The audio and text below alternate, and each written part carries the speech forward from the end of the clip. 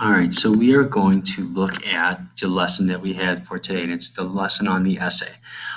We started off, we did go over these two sentences, just the idea of correcting mistakes. And you'll look, most of the mistakes here are capitalization. We have the A in Edgar Allan Poe, we have U in University of Virginia, so you have your proper nouns. The raven is the poem. Poems are also in quotations, so make sure you do that. Here we also need a comma here. You have your independent clause, comma, and your coordinating conjunction following another independent clause. So you'd have a comma there because the and is combining two independent clauses. Then when I was younger, I would always dress up as Scooby-Doo for Halloween. So we see the I's need to be capitalized. Also Scooby-Doo and then Halloween, your proper nouns. The other thing is you have always, up here you have poems, sorry. And when I was younger, comma, dependent clause, comma there, and independent clause. So keep that in mind. So again, we're practicing those skills. We're applying those skills. Points will be taken off on the essay coming up that you're going to be doing. Now we're going to look at the writing process. So we talked about it. We did, you guys did an essay the other day and you looked at the writing process. So the first thing you always do is analyze the prompt. This is a basic prompt, and that's why we gave it to you.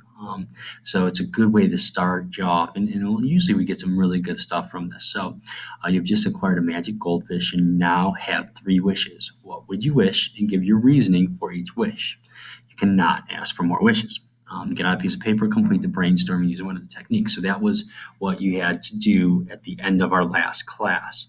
And so this idea of 3 wishes, what are your reasoning for each wish? So you're looking at what you're doing. It's not just the 3 wishes.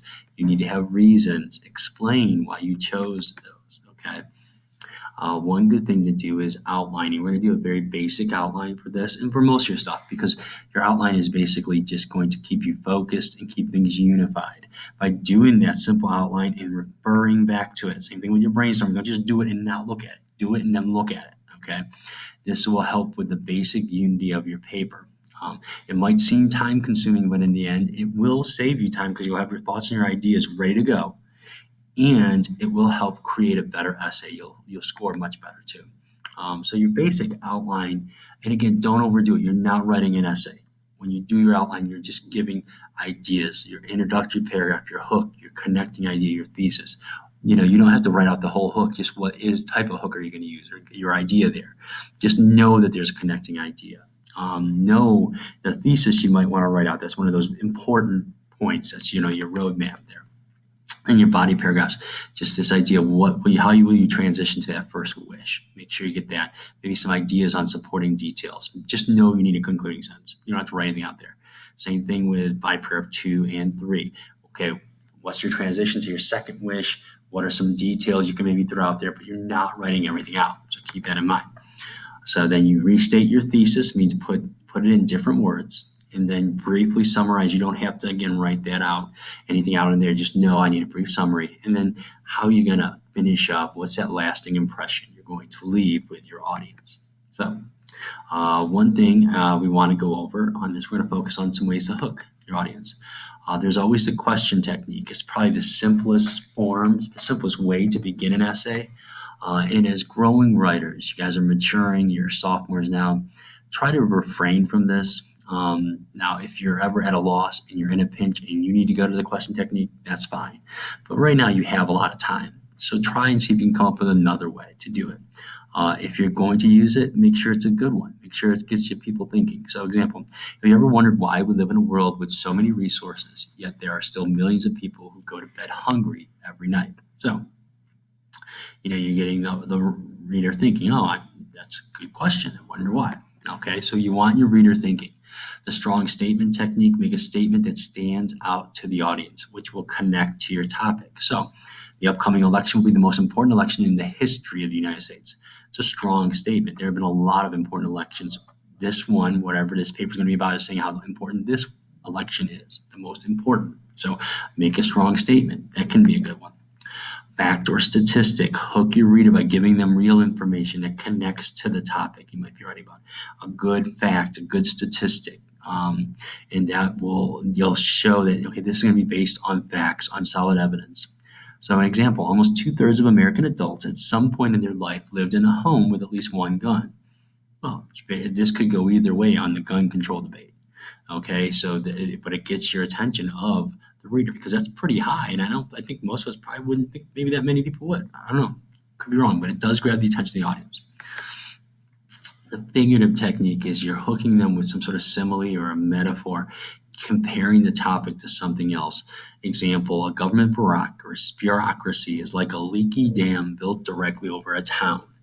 It mostly fixes the problem while at the same time causing another new set of problems. So this idea of a bureaucracy, the government bureaucracy, is the simile being compared to a leaky dam, all right, built over this town. So that's the figurative language, the language of comparisons, okay, comparing something. Anecdote is just a short story. It involves opening with a very short story, an incident, to get the attention of the reader, but it's important not to make this too long. You don't want more than 2 or 3 sentences. This anecdote can't be the paper, about 2 or 3 at the most, and then get into your point. So, example, as I waited in court that day to see the person who shot me while I was delivering pizzas, I could not help but wonder what brought him to such a point in his young life. Now, standing in front of the judge, it seemed like both our lives were heading in opposite directions. So there's a little story there. And now I'm thinking, okay, what's going on? Where is this paper going to go? Are we looking at the judicial system? What are they going to talk about here? What's this idea of opposite directions? What does that mean? So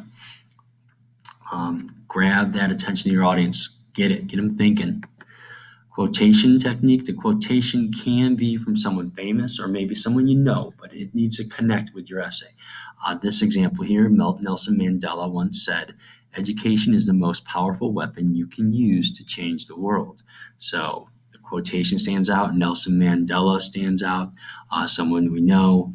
And so now we know this is going to be about education in some form. Where it goes from there, I don't know, but it grabs your attention. All right. After choosing one of those techniques, coming up with an idea, make sure you have that thesis. The thesis is going to be very basic for this, but you can change it up a little bit. It is pretty straightforward. The 3 wishes I would make if I encountered a magic goldfish would be da-da, da-da, and da-da. Now, can you change it around? Maybe you can start off with, a dependent clause. After meeting up with a magic goldfish, the 3 wishes I would make would be, it's a little different, but it varies things for the reader, not as simplistic. All right, so keep that in mind. So when that is done, now you've gotten that, you'll go to the assignment, and the assignment is an essay on the writing process. And you'll see the standards that we've been talking about for 9 and 10. Okay, coherent writing, task, purpose. You're focusing on your audience, you're editing, you're revising, rewriting, all of that, using technology. So there's the prompt. The brainstorming people have done, hopefully. Okay, you can do another if you want. Then the outline, again, very basic. Do not go overboard on this. Just sort of jot down an attention grabber idea. Know that you need to connect to the thesis. So what are some kind of ways you can connect to the thesis? The thesis you might want to write out. Body 1, what's the topic sentence? What's your transition to your first wish? Your supporting details, concluding sentence. So for those, and then conclusion. Again, you're just jotting things down in your outline so you remain focused.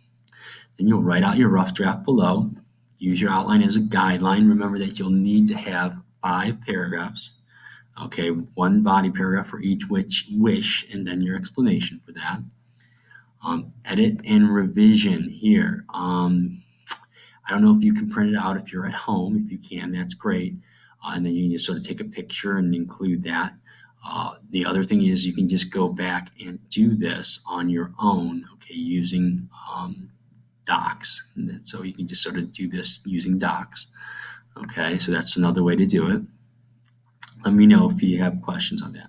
So after you've gone through all this and you've done it, go back then, correct those mistakes. So after you've done a rough draft, correct those mistakes and write down your final draft below. Now you do not have to rewrite it. You can, if you've corrected those mistakes in the rough draft, you can do that and then put it in there to your final draft.